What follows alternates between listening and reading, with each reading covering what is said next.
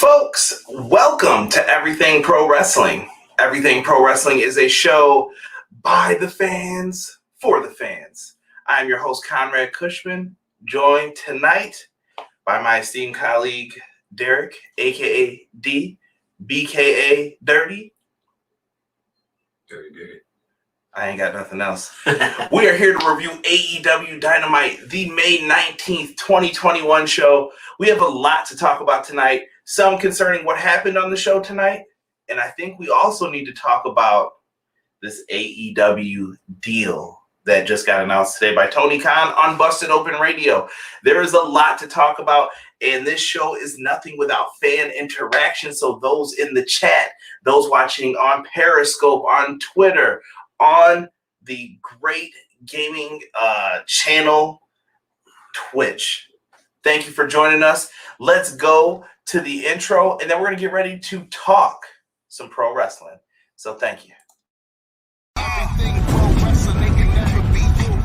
Listen to the podcast here for the people. The best show that's here, so listen in. Let the knowledge begin. The opinion and the lesson. Yes, everyday pro wrestling, they can never be you. All right. We are back. We've got a lot to talk about with AEW Dynamite tonight. It's been a very, very exciting day, I think, for wrestling news and wrestling in general, bro. Oh, yeah, definitely. We got a lot to talk about. We'll get into it. But first, we got to give a shout out to the chat who is in here. First one to leave a comment. I know he wrote it before the show even began, but I got to show some love to my man, Original Biggie, OB1. Original Biggie, thank you so much for joining us, bro. I've been peeping the streams. Keep up the good work, man. Thank you for being the first one in here. B-Boy Skyline Rose sneaker jacked in reference to the main event. We'll get there. Absolutely great. We've also got BJ in the house. What's going on, BJ? He wrote, whoop, whoop. What's happening, BJ? Thank you so much for joining us. We're not going to address that right now. John L. Jackson is also in the chat. What's good? Thank you so much for joining us. My brother, Sean Hubbard, a.k.a. Hubbard Wrestling Weekly. He has you covered for all the best in combat sports. You always got to show love, man. Part of the six-pack with me. I appreciate you, man. Thank you so much. And he even said, what up, bro? Thank you. Ace in the house, one of the mods in the chat. Ace, what's good, bro? Thank you. Rob said, great seeing the Bucks get jacked. Terrible. Best ending. I still think Sue's ending might be over that one slightly. Jesus De Leon. What's going on, Jesus? Sup, Conrad? Sup, Derek? Appreciate you. Let's see here. I'm all here for Mox and Kingston stripping the belts from those Bucks. The Bucks have heat, man. But I appreciate you joining us in here, man. Yeah, you got it. We'll get to that main event, bro. There's a lot to talk about with this. I can't believe how many people hate the Bucks now. And so it's funny and I love it at the same time because they definitely deserve it, man. Right. Lots and lots to get into when it comes to this. Derek, I guess, do you want to talk about the TNT deal first?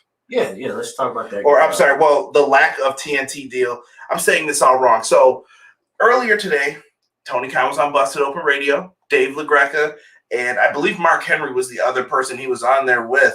And we have news, and I'm pulling it up right now so that way I can quote properly a lot of the stuff here. And dude, this is absolutely crazy for what has happened.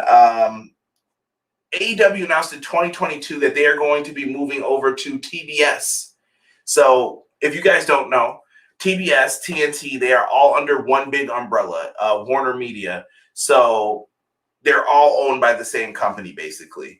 Tony Khan has been getting bumped for the NBA playoffs. He's getting bumped next week for the NBA playoffs. And with this new hockey deal that's coming in, things are going to get a little bit sticky for AEW. And Tony Khan said, bro, I will make the move if the offer is right. Right. Well, it was right. The offer must have been right. And I'm going to read this from Wrestling Inc. Going to show them some love for this. It says the NHL factored into the decision. As noted earlier, Warner Media announced today that a new show, AEW Rampage, will premiere Friday, August 13th. The 1 hour show will air each Friday at 10 p.m. Eastern Standard Time. So that is going to be the secondary show, a new 1 hour show. Tony Khan said he was offered to go 3 hours, and he declined. He said, no, I do not want to go 3 hours. Why is that, Derek? Derek loves Monday Night Raw, by the way, so this is why I'm asking him that. I lie. I kid. Monday Night Raw is horrible. A 3 hour time frame is not the best. For a weekly show, for anything. No. I don't care how much you love it, bro. Not good. So he declined that, and he's got a 1 hour show. So we're going to get AEW Rampage. We don't know if Friday is the final day that it's going to be on. And I think it's going to start in 2021, so August 13th, Friday the 13th. Woo! They're going to move to there, but it's going to be on TNT to start, but that's also going to move to TBS in 2022. But TNT is not asked out of this deal. TNT is going to get 4 quarterly specials, kind of like WCW when they had Clash of the Champions. They are going to have something of it. And remember that name, Battle of the Belts. I think that is going to be a nice card with all the championships on the line. Derek, we really didn't get to talk about it a lot. We shared some messages while we were both working today. But what are your thoughts on this deal? I mean, like, is it a good move? TBS, by the way, has 1 million larger of an audience than TNT, for those who don't know that. Right. That was actually the first thing I thought about, because when you look at TBS is pretty much what? Movies?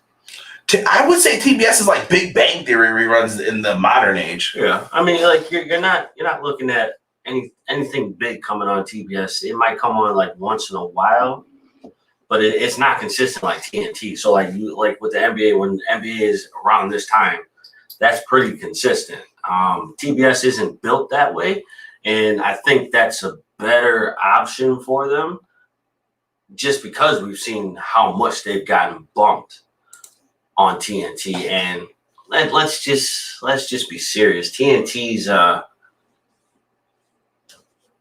attention to detail for AEW hasn't been the best. You don't think so? I think they've done a good job promoting them during the NBA games. I think TNT's made a mark with AEW even during the basketball games, but I think that the NBA still trumps them, and it's kind of sucky to get like bounced. You know, you're doing so well and you're building momentum, but it's like you're cutting my legs out from underneath me every single time when you're like, oh, we're gonna bump you for basketball today. So sorry. Right, and they're not even like taking small chops. It's just right, nice smooth cut. I put up Sean's hot take here. We want to hear from you guys, so we're going to go right back into the chat here before we get into the show review. The Bucks getting jacked is how you feel when you lose the Nike sneakers you wanted. Dirty. All Elite Podcast in the house. Yeah. What up? Big shout out to Kyle and Tiffany. They will be doing their review tomorrow, usually on the No Holds Barred Network at 7 p.m. Free plug for you guys. Got to show some love. So make sure you guys check them out as far as that goes. And Sean wanted to make it clear he means retain at the pay-per-view. BJ says it was Tony time. That intro for the segment kills me. Yeah. As soon as they said that, I definitely thought of Tony Storm from NXT.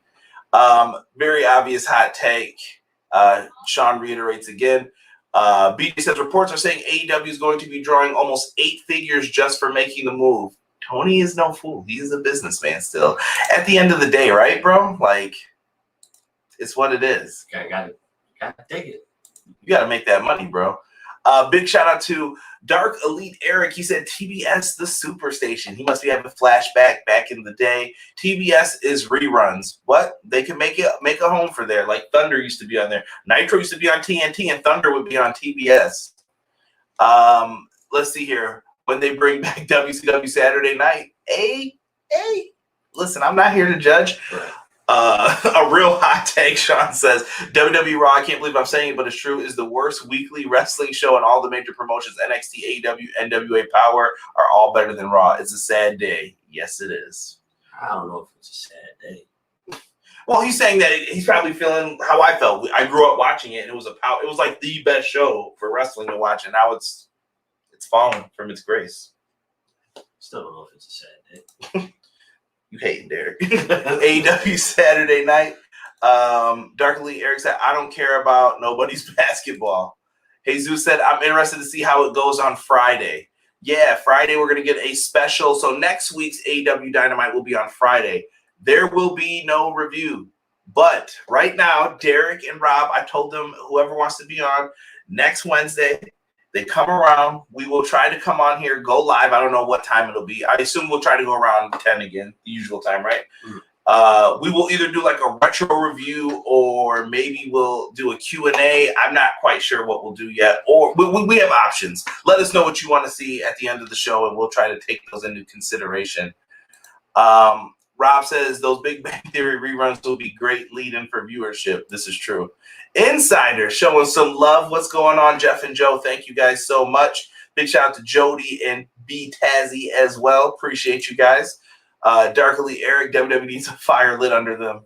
More than that, bro. And B-Boy Skyline said, I could do it.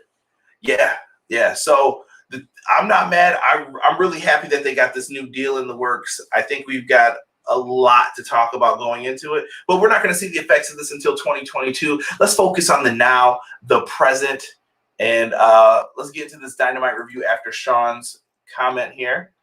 Prediction show is happening on the 25th. I have a special guest lined up for that. You guys will be very interested in it. It's someone who I've been wanting to work with, and we tried to like link up a couple times, and it just didn't work. And I told them they could have this one. So you guys will be interested in that special guest that we've got lined up for the 25th.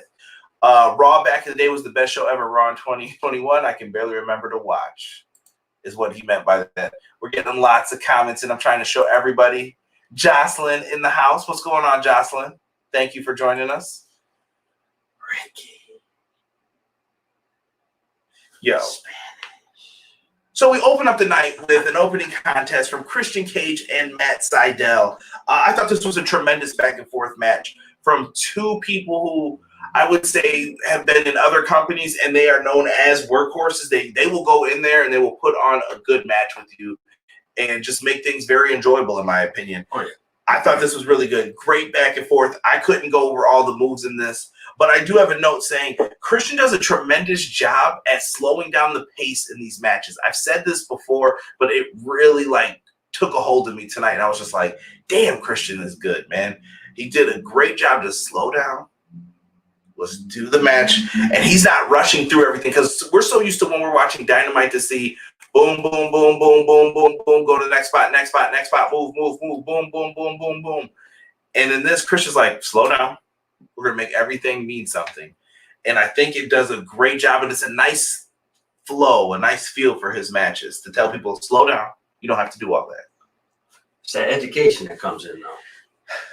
I think it's that brood. It's that if I had the music, I would play it. I swear.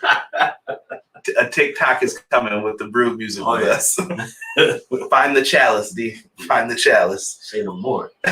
A standing flipping senton that Seidel eventually goes for. He's been using it for weeks. He did a great job countering Christian's leg, pulls him down, goes for that flipping senton. Christian gets the knees up and hits the kill switch for the 3 count. I thought it was a tremendous matchup. And this match is really kind of building towards the what we have lined up at the pay-per-view. We do have a battle royal. We also have Team Taz, who's been involved. Well, after the match, absolute Ricky Starks comes out. Ricky. Dude, it wasn't Spanish. It wasn't even time for that. He comes out and he is talking to Christian and Matt Seidel, and he lets them know, like, hey, just because you guys think, and we know what's coming up, here comes Team Taz. Hook comes from behind. That little punk-ass kid comes from behind, takes him out, and they begin to jump Christian and Matt. And then who comes out to make the save but Adam Hangman Page? He says, wait a second, hold my drink, Ricky Stark, since you can't wrestle, and gets into the ring, and he is ready to beef. We see a big scuffle, and Team Taz ends up leaving everyone laying. We all asked the question, where was the Dark Order? This is probably going to be on BTE, but where was the Dark Order?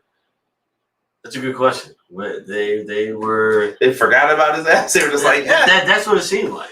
But Paige really isn't with them either. So But you know what? They probably figure Paige and Christian are pretty much, they can hold it down, right? If need be. Like, they're what? Who's they're really gonna worry about Hook? Well, he's there. He's a distraction, man. You gotta always watch him though. Keep your eye on Hook. He's still learning the ropes. So I saw a lot of it tonight. I saw a little bit where I was just like, oh, okay, he's getting there. He's getting his presence about him. He doesn't look nervous, but Hook's doing his thing on this.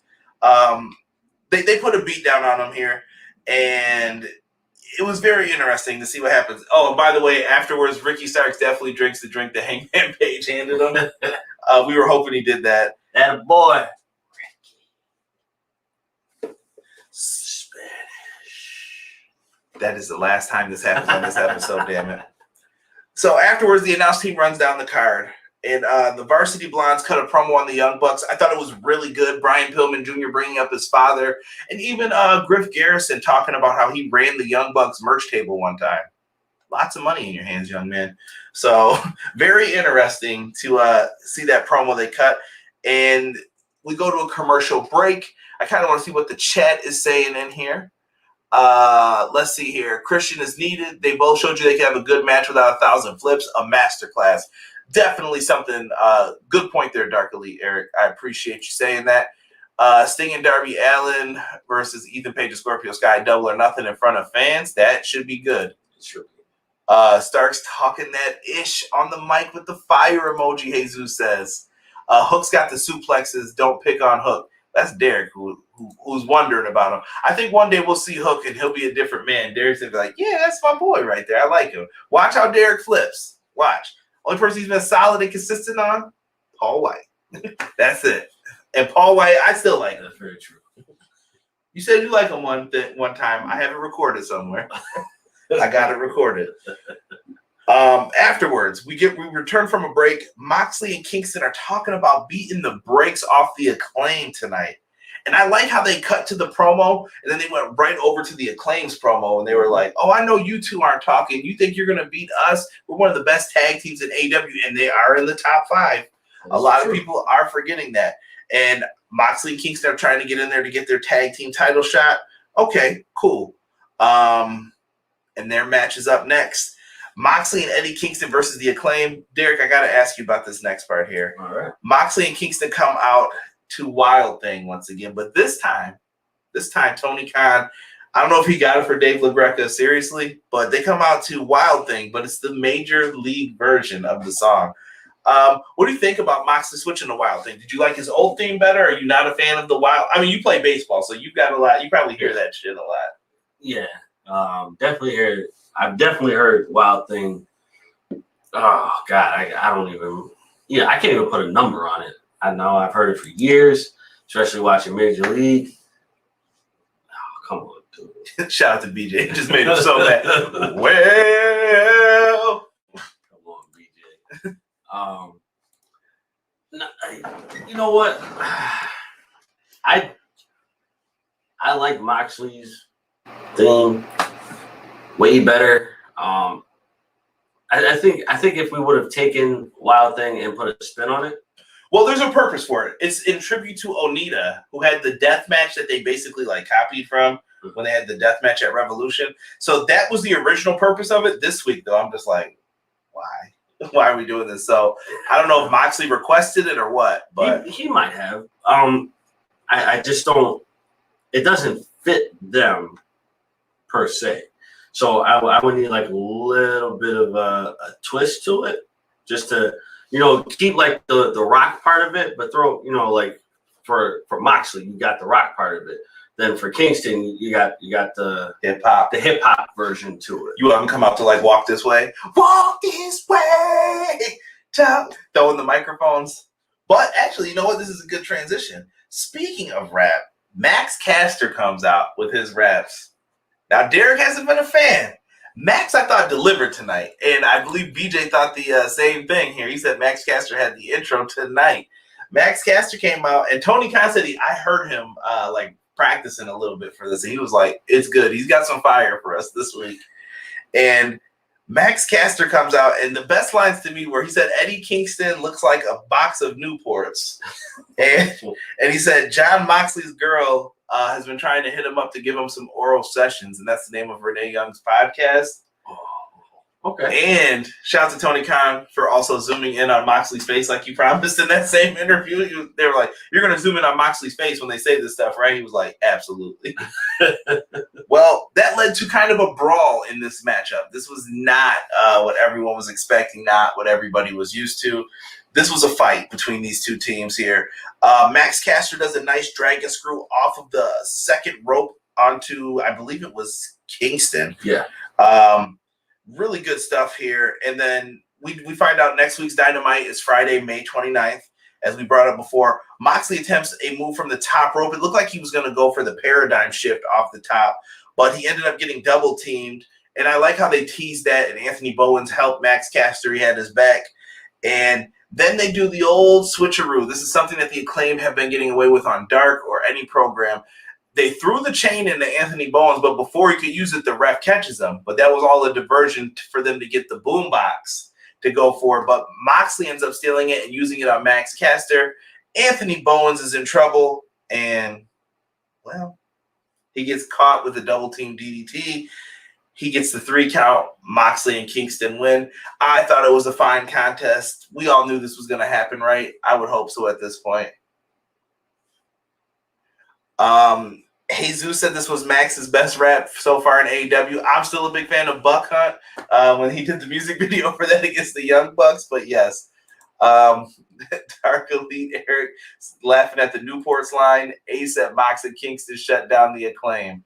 They did. They shut down all their tough talk for the evening, but I'm happy for it. So it looks like they got the victory here, and I think they can call themselves #1 contenders. I feel like they've only won a couple tag team matches, but whatever, bro. They're gonna just jump up to that top spot. I mean, that's what it seems like. I don't really. But the top teams have also been defeated too at this point because #1 tag team, and I guess we ruined the main event, but you know what happens in that, and we'll get to it. Backstage, Chris Jericho is talking to his boy, the Iceman, Dean Malenko. They are backstage having a conversation. You have to explain to people why you do that now because they're going to have no clue what you're talking about. So whenever you think about Dean Malenko, go back to the old WCW days where people used to do the back body drop on Dean Malenko. My man Dean would as soon as he hit it, to sell it, he would go like this and then flip over. So anytime Dean Malenko is mentioned, I can't help but do that. This dude notices the weirdest things about people, bro. He even talks about like the Becky Lynch, like the tongue lick. Watch a Becky Lynch promo now. He has ruined it for you. Ruined it. He's just like, man, she licks her lips a lot during her promos. And I'm just like, how do you notice these things? And then he brought, like I said, the Dean Malenko thing. Now every time I see him do a back body drop, you'll see it every time, the bringing the head back and then coming forward. But Dean Malenko's backstage with Chris Jericho. Marvez is trying to get the scoop. Jericho tells him to F off. And then he's going to have to wait like everyone else. And Chris Jericho brings up that he's the man of 1,000 holds. How dare you interrupt us while we're talking? And he says, hey, you're the man of 1,004. And he's like, I think I forgot some. And he's basically giving props to Dean Malenko. I love their feud, actually, in WCW, if I can talk about that. Their feud was great. Yeah, dude. Do you remember when Dean Malenko dressed up as, what was the wrestler with the orange and black? Cyclope? I think it was Cyclope, wasn't it? I think so, yeah. Or Damien. I don't remember. I think it's Cyclope. I'm 99% sure. Someone in the chat correct me if I'm wrong. I remember we all thought Cyclope had won a battle royal, and all of a sudden we saw the Texas Cloverleaf. I'm like, what the hell? And it was Dean Malenko when he ripped the mask off. Dude, that shit was great. Yes, it was. Dude, have you noticed, like, nobody, ever since he stopped wrestling, nobody really does the Texas Cloverleaf. Your boy Sheamus does. Sheamus don't do dick. You can't say that on here. You can't say that. He doesn't do the dickens, okay? You were better off to say it the first way. You were better off that way. Where was I? Oh, BJ wanted me to show some love. Max does have an album out on Spotify and Apple Music.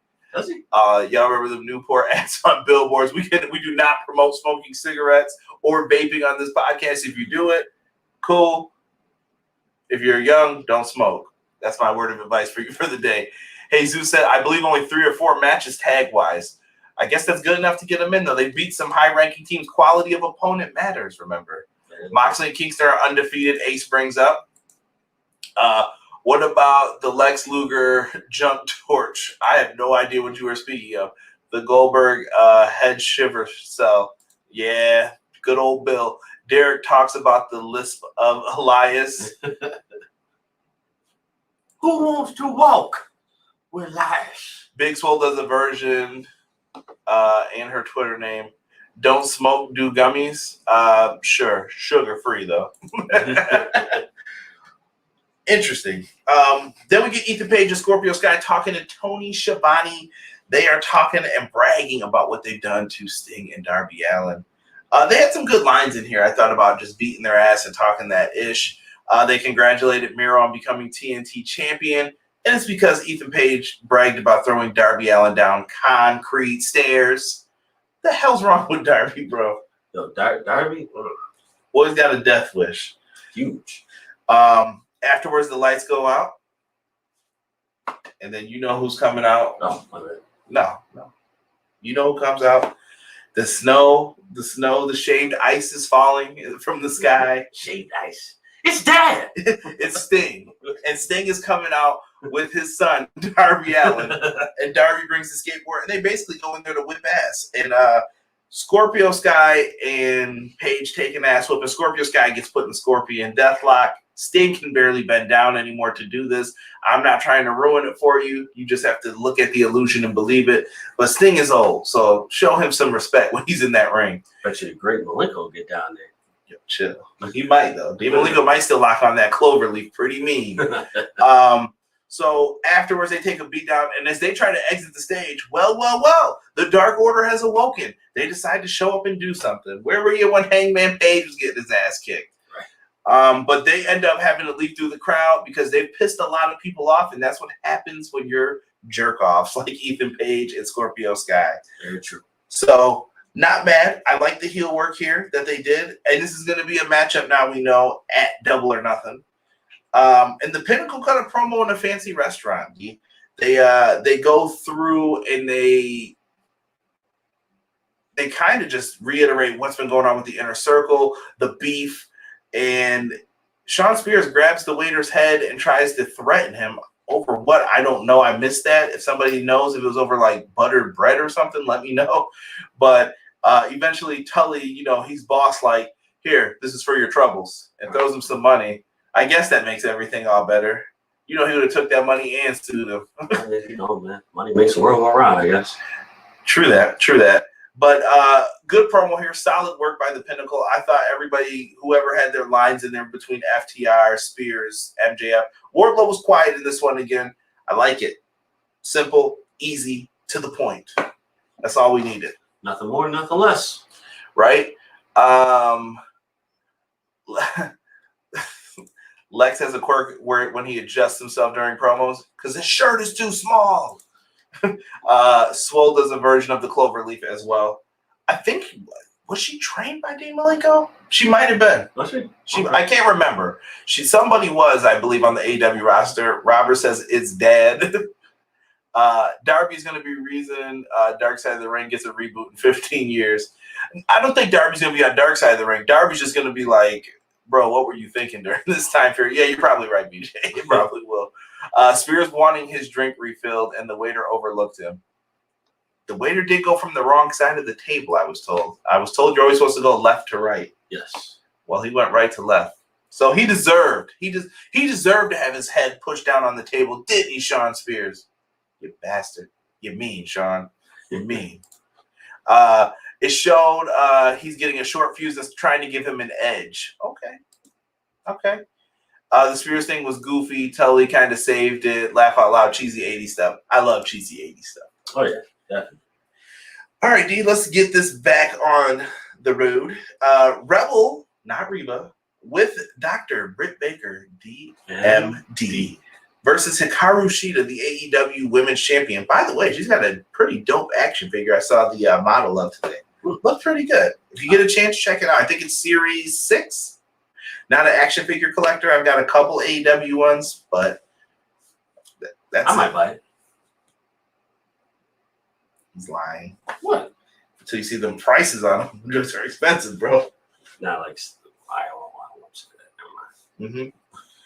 Yeah. So in this matchup, Shida looked like she was going to go for the lockjaw at one point. I don't know where she got a black glove from, but she was going for it. Rebel pulled it out of her trunks. That's weird. That's mad weird. I think. Rebel uses a crutch on her while the referee is distracted by Britt Baker. But in the end, really quickly, Rebel also, man, I keep coming back to this Tony Khan thing because we found out a lot of cool tidbits just by listening to Tony today. We found out that Rebel was told by Tony Khan to wrestle like Bobby Heenan, wrestle like a manager. And I think that brings up some interesting points into how she's going to move, the things that she's going to do in the ring. If you remember, Bobby Heenan, when he wrestled, he was a wrestler actually at one point in his time. But he was so good as a manager that he bumped like a manager. You don't take the bumps like a wrestler because I don't want people to know you're trained. Right. Look like a manager in the ring. And I thought she did a good job of that tonight. Because we all know Rebel used to wrestle in Impact Wrestling. So she knows what she's doing, but she looked like a manager tonight. Weird little thing that I just want to put out there. Rebel taps out in the Big Johnny. My muffler fell out. Stretch muffler. Stretch muffler for the W. If you don't know where that's from, YouTube it after you're done watching this. You'll have a good laugh. Britt Baker attacks Shida after with the belts and hits her with a curb stomp on the AEW Women's Championship. Could we be seeing a new champion at the pay-per-view, Derek? It is possible. It is possible.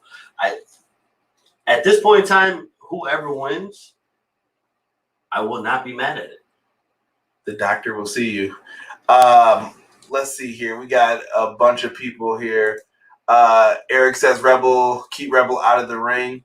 She's doing that on purpose. She knows how to wrestle. Chad says, what's up, Conrad? What's good, Chad? Thank you for joining us tonight, brother.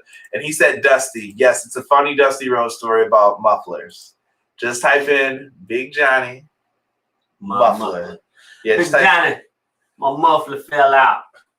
You will die laughing when you hear this story, I'm telling you. And then you'll always know what we're talking about when we say that. You'll always know because it'll just randomly come up. Wait, but it ain't funnier than that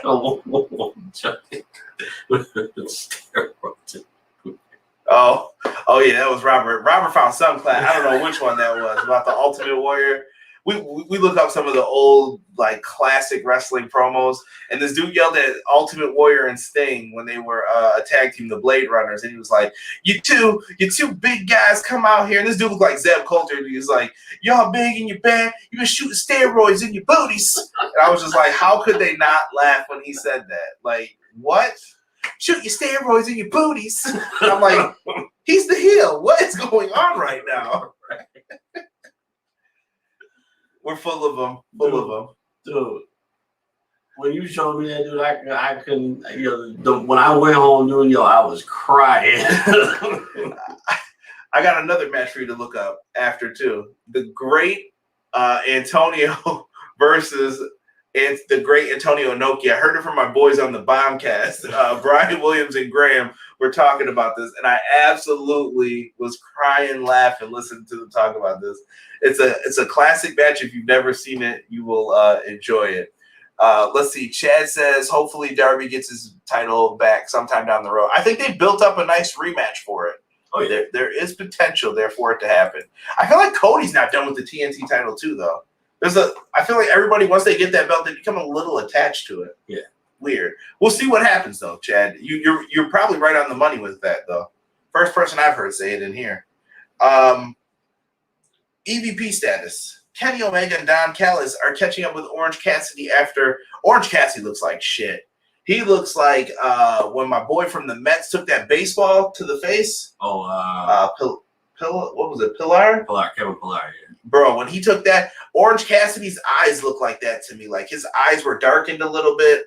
I thought he was hurting real bad. And they kind of showed the highlights of him like getting dropped down on his neck with that Liger bomb by Pac. And they're in there and they're like, hey, everybody out of here. EVP's got to check on the talent. And that was the way for him to get Chris Statlander and the best friends out of the training room so he could talk to him along. And he was like, oh, you can stay, Doc. You're doing work. So they're in there and they're trying to talk to him. And they're kind of making like jokes about concussions and stuff. I thought that was kind of weird a little bit. But maybe because it was in character. I don't know. I wouldn't be making jokes about that shit if I were them. Right. You got to take that stuff serious. Because last week I didn't know if he was going to make it to the pay-per-view to have this match. Because he took some brutal bumps. And they're in there trying to speak to him. And they basically have him they want him to sign a piece of paper saying that he won't participate in the triple threat. Kenny doesn't want to lose the belt without getting pinned, apparently. And he said, you'll get your title shot at a later date, kid. Just sign it. Orange Cassidy does the slowest rip apart of a contract that you could ever imagine. Okay, we get it. We get it because he turned it sideways and he's going to do it again. We get it. And they said, luckily, we came prepared with a backup. So take this, think about it, and we'll see what you want to do. But the match is still on for right now. But next week, Orange Cassidy has the opportunity to give his answer. I think we all know he's not going to. You're not going to give up the world title for this. That's hot garbage. Inner Circle cut a promo. I'm going to keep this short and sweet. They all talked, including Hager, and they basically accepted the Stadium Stampede challenge. And I like Chris Jericho saying that they were going to, I think he said, stomp their faces and piss on their graves. Yeah. So I like it that they're not afraid of this. Derek, I don't know how you feel, man. Could the Inner Circle end at the pay-per-view to you? I'm asking you these questions because I don't think you're going to be on the preview, or the preview for the Double or Nothing. But what do you think? Are the Inner Circle looking favorable to you? No, not at the moment. You would have them lose, you think? Yes. Why? Why though? Is it time? Why would it be time to break them up? You You said this about the Elite, the beginning of the end. Yeah, we'll start it. Hangman Adam Page. I told you, I called that. But I don't know, because it's been a long time since Sammy's done anything. It's been a long time since Ortiz and Santana have done anything. Yeah, they've been on the back burner lately, and Santana hasn't been there. Right. Even Jake. It's even Chris Jericho. They haven't really been doing much individually. Right, they're in a big feud, and I get it. It keeps them busy right now. Right. In this, and I think this would be the time to say, all right, let's take a step back. We got to focus on ourselves because we're just not working as a team right now. Okay. So maybe not so much a dismantle of the. Well, if they lose, it's over. So this is like, who do you book to win this? I think I would still book them. The Pinnacle? Yeah. I don't know how you end this feud either. Like, they've been going back and forth. You started with the Blood and Guts. Now you have a Stadium Stampede match. What else is after this? I don't know what you would do. But there's a story to tell with this. We'll have to wait. But they have accepted the matchup here with the Pinnacle. Stadium Stampede, once again, down in Jacksonville. I think it's going to be fun. We don't know if it's going to be like the elements like we had last year because people are going to be back for this show. So how do you do that as well? Very interesting. And then we get Jade Cargill. She is interrupted by Mark Sterling Esquire, who was the lawyer for MJF in his matchup with Jon Moxley for the AEW Championship. And he says that Vicky Guerrero and all these other people, they already manage female clients. They have an issue, a conflict of issue, or whatever he said. I can't remember. I'm tired now. Conflict of interest. Thank you, sir. Gotcha. That's why you're here. So conflict of interest, and they start bringing up some of these other things, and I'm like, damn, really good points here. And he says, but I want to work for Jade Cargill. And I was like, oh, okay, he's selling it. And Jade Cargill does nothing. What are we doing with these promos? This better have a good payoff, is all I know. I hope they've got something for us when it comes down to this. Jimmy Hart. Could you imagine? Mouth of the Sauce here, baby. Back in AEW. With that damn megaphone. I don't think Jimmy Hart's giving up that Legends deal he's got. He's got life pretty sweet right now. Nah, he's not giving that up. Right? Jesus has chimed in. He says, I think Santana and Ortiz are going to join another faction. I would like to see them by themselves. Maybe they'll work in a faction, though. I don't know about that. They were at one point LAX with Diamante and Conan. Yeah, but who's gonna fill that spot? What, the Conan spot? And Diamante. Diamante. She's there. Is she? Well, she's been on Dark. She's there. She doesn't have anything to do. That's what I'm saying. Like, She's kind of being like, she's been stuck because her partner got the boot to the coot. Got booted out. So, I don't know. I don't know. Maybe. We'll see. Well, that's Jesus' prediction. So, we'll see what happens going forward with that. Let's get into this NWA Women's Title match. This contest was solid, bro. I think if anyone argued match of the night, I would. You have a lot of contention here for this match, the opener, hell, even the main event. I think you can argue. Yeah. This was a solid, nice back and forth between both women.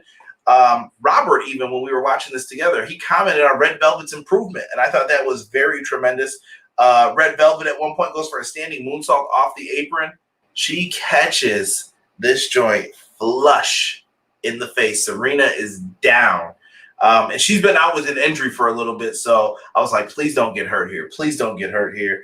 And eventually we see the corkscrew kick, that little SOS, little trouble in paradise. And she goes for the kick, near fall out of it. And then eventually Red Velvet is going for a moonsault. Serena reverses, getting the knees up. And then this is where we get into trouble. She goes for a power bomb for the stack pen, near fall. Doesn't happen, but then she locks in that tequila sunrise. Tequila sunrise. She gets out of it the first time. The second time, though, she focuses in on that knee, and she is slamming the knee into the mat over and over and over again. And she almost has her foot touching her head. I like what she was doing with that. That was. You know what? When it was used back in the day, it was just used. It wasn't emphasized. Serena Deeb has been an absolute, like, you know when it's Christmas and your parents are bringing you presents? She's the present out of the closet that your mom busts out. You're like, oh, shit, I got another thing. Right. Serena Deeb has been that person for the AEW, like, women's division. She has. She has done a great job on their television programs, just providing great matches. Like you said, it's the little things that she does. Yeah. After that, she taps out and she gets the victory. I think Billy Corgan has to be happy how his title is being represented on AEW Dynamite. It's been in some great matches, sometimes even better than AEW's own women's title matches. This is true. I'm not mad at it. And I think this year in 2021, the AEW women's division has been on fire, but the NWA title has been too. We cannot overlook that. We get a promo in the back by your boy, Pac. Yo, stop doing that damn exercise he was doing. Dude is super strong with the straight arm lifts. He just goes in on Kenny Omega, and he just talks about how he's going to beat him and become the champion. He has beaten him on pay-per-view, though, technically. When Kenny Omega was having those rough singles wins, Pac was one of the ones who beat him. Do you remember that match? We were shocked. Like, Kenny went down. We're like, what the hell? Right. He lost? Really good. Really good stuff. Pac has always been a good wrestler. This is true. I just think he, in other situations, he would just get the short end of the stick. Right. I think this was in regard to Diamante from the chat. Darkly Eric says she's there. I've seen her in tags with new partners on Dark. So they're probably just trying to figure out what to do with her. Deeb and Velvet was match of the night in BJ's opinion. My man Chad says Red Velvet is awesome. 100% agree with you on that, Chad. She is. He said, I feel like the NWA women's title is AEW's IC belt. They are workhorse matches. Ooh, okay. Okay. Red Velvet put up a great showing tonight against the Vet. I like Red Velvet. The women's match was really good. Deeb's work is so smooth, bros. Eric, I'm agreeing with you. Jade needs to have a match at the pay-per-view, Jesus. Jesus, who you booking your girl Jade against? You got to give me something here. like I said, man, we've had tremendous matches tonight. We've had tremendous matches, even when it was Christian Cage and Seidel in the opener tonight. We just talked about that match. We had a good character match with Sheeta and Rebel, not Reba. And that was really good earlier. We even talked about the microphone skills with the Acclaimed, Moxley, and Eddie Kingston. Was it a pretty match? No, but it was physical and what it needed to be. And this NWA Women's Championship match was tremendous. I had a lot of fun watching that one. Yeah, no, I can agree with anybody who says that this may have been their match of the night. This was a really good match. Right? And then we move on to the next matchup here. Austin Gunn with the Nightmare Family versus Anthony Ogogo with the Factory. I'm not going to bore you with all the details here. Small notes. Austin Gunn, Derek brought this up. He's talked about how Austin Gunn looks just like his father in the ring. The punches, the movements, the everything. Everything that he's done in the ring, very reminiscent of Billy. Yeah, and I think that's a compliment. Yes. No matter what you want to say about Billy Gunn still to this day is smooth as hell in the ring. The dude's an athlete. To this day. To this day. He's an ass man. Anywho, Gunn is bleeding in this matchup after taking a punch to the gut from Anthony Ogogo. They're making Anthony Ogogo's hands deadly in this match. So he does another punch to the stomach, and right before the ref can call it off, Austin Gunn grabs the ref's hand and says, no, he's not giving up on this. He's still going in, but he's bleeding. And at first, we all thought Ogogo was bleeding, but it's from him for when he coughed it up, I guess, from taking the punch. And then they do a third punch, a pop-up punch to the face, bro. Brutal.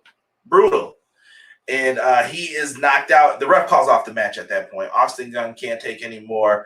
And there's a little bit of an exchange with the flags and stuff between Cody and Ogogo. Honestly, in all of this, we talked about Cody's promo last week, and Cody could have gotten to the point faster, I believe. But I think Anthony Ogogo comes off as a baby face in his explanation of why he hates America. And I'm like, dang, that's a lot of the points a lot of people say on Twitter and stuff every day. I'm like, I think he's going to get cheered. You probably will. We'll see, because Cody brought it up. It's not cool to love America either, and I think he might get booed. I think he's telling himself what's going to happen in this. The deliveries might end up differently than we all think. But if you guys are feeling Ogogo, let me know. Let's see who else we got in here. We got a bunch of people joining in. Let's see here. He said, have Danny Santana and Ortiz. Danny Limelight. Okay. Yeah, I don't think he's officially on the AEW payroll yet, but he could be. He's also been doing stuff in New Japan Strong. Good point, Jesus. BJ with the hot takes, and I'm not hating them. Sick, what's going on, Sick? Appreciate you being in here, Sick, on the Twitch side of things tonight. D versus Jade. Okay. Thank you, Sick, for the chats. Showing me some love on the shout-outs. Billy Gunn's got the best strikes at AEW. Billy Gunn's got great strikes. I will 100% agree with that. Chad says, Conrad, what is Austin Gunn's brother's name? Colton Gunn.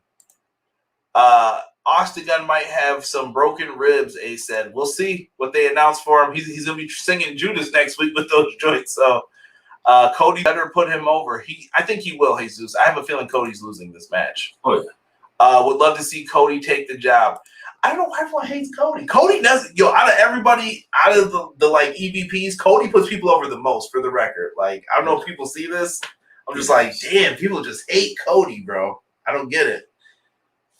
But well, you win some, you lose some. A little bit of column A, a little bit of column B. That's his. It is what it is. Do not let him say this, people.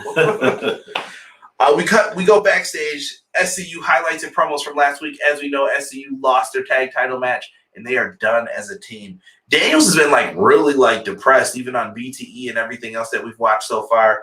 And Cass says he's on a new path afterwards. Daniels walked away he seemed upset by everything, and they kind of had words between themselves. You couldn't hear it on the microphone side of things. But Cass says he's on a new path, and it's to hunt down the elite. He's going to make their lives a living hell for what they did, probably because they cost his best friend his career. At least as far as we see it right now. Right. Do you think Daniels is done? You think he's got one more match in him? I feel like you can't end it like that for him. I feel like he needs a title. And he looks like shit. Like his eyes all stitched up. I'm like, damn, bro. I think he needs a title. At least one title. What would you do? Maybe a TNT reign for him? I would do a TNT reign. Yeah, Daniels is the man. Like, I absolutely appreciate him. Even Curry, I love Curry, man. I'll tell you guys, that's like one of my favorite gimmicks. Konnichiwa, do. It's just great, man. Daniels has always been very entertaining, and I always felt he never got his just due. Like, I always felt like people never respected him enough to show him the love he deserved. Miro and Lance Archer have a promo against each other. Miro had some great lines in here. I thought Archer did too. They both looked really good. Miro definitely crushed this though with the Jake the Snake lines. Like, you have some old man holding you back, and there's going to be no yoga that's going to stop me from doing what I want to him. And I was just like, all right, Miro, this is getting real to you, huh, bro? Right. But Miro was great. This is what I'm talking about. The cuffs are off of him now. They slowly brought him in so you couldn't say, oh, they're just pushing another WWE guy. You ain't got that excuse now. Nope. So now what's the problem with Miro? Maybe you just don't like him. That's fine. That's cool. But now you have no excuse for complaining about him. He's not speaking enough Bulgarian. He doesn't need to, because tonight he got a really good promo. We find out next week Miro is defending the TNT Championship against Dante Martin. I tried to write all these down. We've got Hangman Adam Page versus Joey Janela, weigh-in with Cody Rhodes and Anthony Ogogo. We celebrate the Inner Circle, and we honor Hikaru Shida's one-year title range, and Orange Cassidy answers Kenny Omega. Very, very good stuff here. Remember Billy Gunn's punches in the old AKI games? Oh. Hold that B button. No mercy. Dude, that was hard to block, wrestling against him.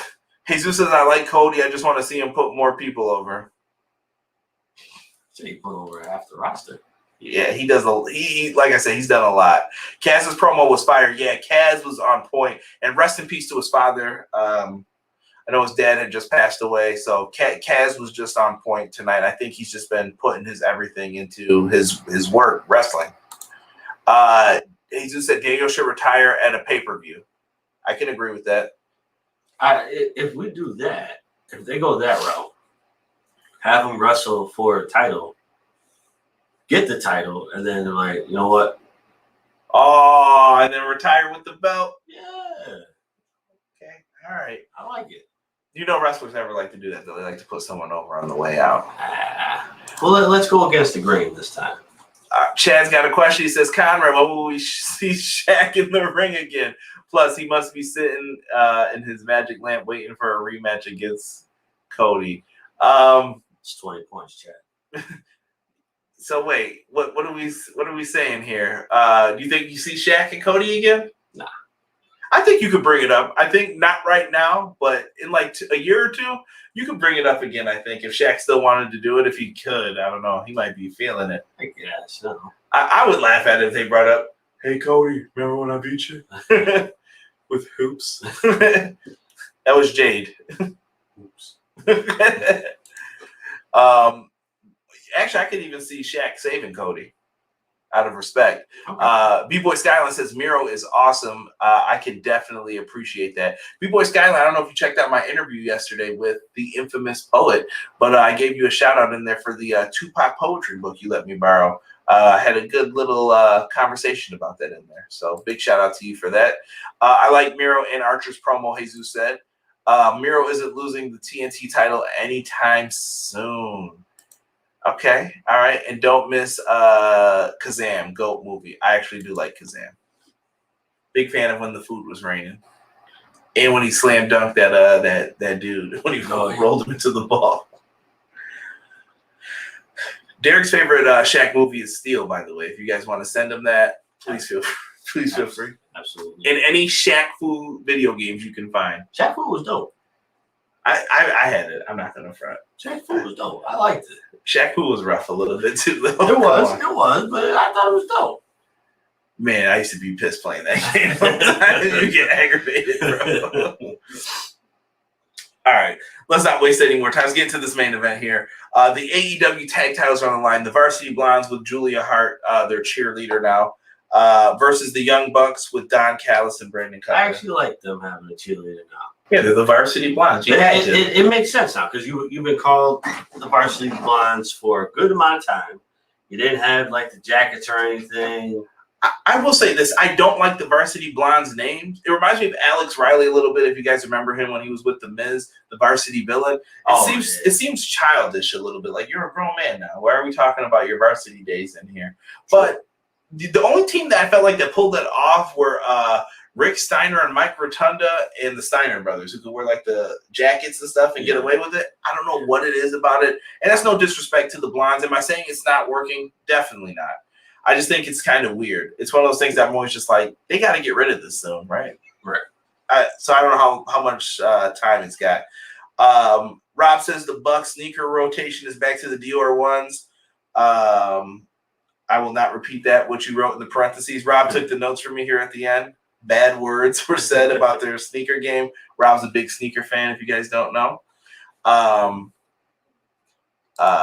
Didn't hate Steel, never played Shaq Fu or the Wu-Tang joint. Ooh, the Wu-Tang joint was dope. Yeah, definitely check it out. And B-Boy Skyline said F Shaq Fu. Yo, you're hating. I love the name. A-Rye was dry. Charisma, black hole. Don't like the warm Welcome to the Jungle ripoff. Okay. So the Buck sneaker game, they went back to the Dior's tonight. Nick and Griff start things off, and the Varsity Blondes show some great chemistry to open up the match, and they surprise the Bucks with their fire. Pillman tags in and hits Matt with a flurry of arm drags, little Ricky the Dragon Steamboat-esque type arm drags or offense in the matchup. And the Bucks regain control, and Nick executes an assisted rope walk into a double stomp on Griff onto the stage and dives on to Pillman Jr. The Bucks pose as we head to a picture-in-picture restaurant quality. The Bucks continue to dominate egotistically during the picture-in-picture, and they do overdo the posing. A bunch of posers he wrote, if you ask me. I hate Rob because I read this stuff when he writes it in here. Griff tags in and mounts a comeback and executes a dive onto the floor on both Young Bucks. Derek, big fan of Griff. What? You don't like Griff? Stiffness in the legs. Dude, you gotta bend your legs, bro. Maybe he just doesn't do it. Maybe that's just not his thing. But I will say Griff looks a lot smoother in the ring recently. I don't know what it is. He does. Like, I feel like he just knows his way in there more now. He does. I noticed it before when he started getting real smooth with everything. I know I would say, oh, it's looking better. Still gotta be able to bend them legs though. Derek just hates the non-fluidity and movement from him. Listen, stiffest legs in America. And he does leg drops. Horrible. Eventually, Pillman gets the tag in and gets double teamed until he causes Nick to super kick Matt, gets a near fall, and Matt locks in a sharpshooter. Pillman had a great super kick, by the way. That was after that. Matt locks in the sharpshooter, and Nick sprays Pillman with a can of cold spray. Julia Hart, by some miracle, gets Rick Knox's attention. Not a miracle, because Rick Knox is always distracted. To get the cold spray can, he removes the can, but Cutler tosses the second can, and Matt Jackson sprays Julia in the face with it. She went backwards and fell over the stairs, too. Tremendous. Afterwards, Matt locks in the sharpshooter again, and Nick comes in. He does like a face buster. See ya! And Pillman can't move anymore. He tried to get to the ropes. He can't. He's forced to tap out. That is the end. And during their celebration, things look good. And then casually, here come Newport and Oral Sessions. Kingsland and Moxley just walk into the ring. They're ready to go. And they just casually walk in and they're celebrating. Yo, first off, Brandon Cutler is a punk ass for dipping on his boys like that. He just left them. They turned around. They're like, what? And then they saw them. They're like, oh, shit. No. We don't want any problems with you guys. And the beef goes down, and they eventually get put into a pair of sleepers, and they are down and out. And as talked about earlier with the chat, bro, these dudes ganked these boys' sneakers. I don't kill. I steal. And they took the sneakers off of their feet. Eddie Kingston started it. And then he took the socks off of Nick Jackson, too. He's probably like, these worth some money, too. Rob suggested that they take the sneakers time together and find like an electrical pole, throw them over it. I think they should do something like that. They should. It could definitely be fun. This was good though. I can't be mad. The Bucks got checked. We'll have to see what's gonna happen here. But that was AEW Dynamite in a nutshell for tonight, man. Derek, what did you think, man? I thought it was a good show. Definitely now going over every single match, I would have to say the women's match was my match of the night. I respect it. Jesus said match of the night for him was the tag match. Like I said, I think you could pick several matches tonight and say that it was yours. Check the Bucks' new bio update. Now I got to go to Twitter. You guys give me a follow down below. Let me move that out the way so you can see it. At EPW Show on Twitter, EPW Show on Instagram, and Everything Pro Wrestling on Facebook and YouTube. Show us some love, man. We are at 1.41 now already, but keep the subscribes coming in, man. I want to try to get to like 10K. Then I can get a Pro Wrestling Tee store going for us. But let's see what the Young Bucks' new bio is. This better be something good here. If you will. Not cool, not freaking cool, guys. They're going to be whining about this. I like it. I love it. Thank you, B-Boy Skyline, for letting us know that. Chad says, I'm glad Eddie Kingston turned his life around by teaming up with Jon Moxley. Makes sense. He was always a good trash talker with TNA and Impact Wrestling and NWA. Yeah, good points. Good point. And let's see here. Dark Elite Eric says, bro, that spray to the face for first Dynamite was too funny. Yeah, I laughed at it. I'm not going to front. For those who don't know, don't forget tomorrow AEW Games is posting something. If you are interested in the All Elite Wrestling GM mode, I guess they're going to have something tomorrow with Aubrey, that big announcement she was talking about. Check it out. I know there's a lot of wrestling video game fans in the chat. Hopefully we can get some new games soon and we can stream them, because the only thing I've been able to stream for us on Everything Pro Wrestling has been Fire Pro stuff. And I've just been very busy. Tough to stream, but hopefully we can get some more weekday ones in there as well, man. Tokyo says, my brother hates AEW. He roasts the whole roster. That's his opinion. A little bit column A, a little bit column B. Stop that. He said, show me the console. I got PS4, bro. The console stuff ain't happening right now. It's supposed to be a drop tomorrow. Target. Y'all send me the links. 801. Send me the links. 808s and heartbreaks, probably for me. But yeah, the console stuff should be coming eventually. I would rather have them work on the game and have some good stuff, man. He said, stream some No Mercy or DOR Stop Playing. See, told you, bro. Listen, I don't have me and Cam cannot find the Nintendo 64, bro. Yo, listen. On the hunt. Yeah. But everybody, what did you think of tonight's show? Derek, give me your thoughts on it overall. Like, what would you say out of 10 for this one? Give it an 8. Okay. Give it an 8. All right. We'll see how they build up to the show, too. They basically went over everything for Double or Nothing. Again, let me know if you're doing a discussion table. Yeah, I might end up doing one original Biggie. I'm not sure. I know there was someone who I wanted to get on. I kind of owe them a makeup, too. So we'll see. But we'll try to get some discussion in on the wrestling video games coming up here. But we've taken up enough time for tonight. Let's see. Everybody's given their grades if they're still in here. Jesus said 8.5 for me. Derek said 8. I'm in agreement. I would probably say this show was a nice. I'm such a jerk. I have 7.5 for me. It's not bad. It's just, Robert says I grade on a curve. He's like, if you were a professor, I would hate you. So I'll accept that. I'll take that as a compliment. Ace at 9 out of 10 for him. He enjoyed this show tonight. Okay. Respect. Like I said, guys, we got the Double or Nothing preview and predictions coming up. We have a special guest for that one. I will probably announce that really soon, but you guys are going to be really excited for who we got coming on. First time ever onto the podcast.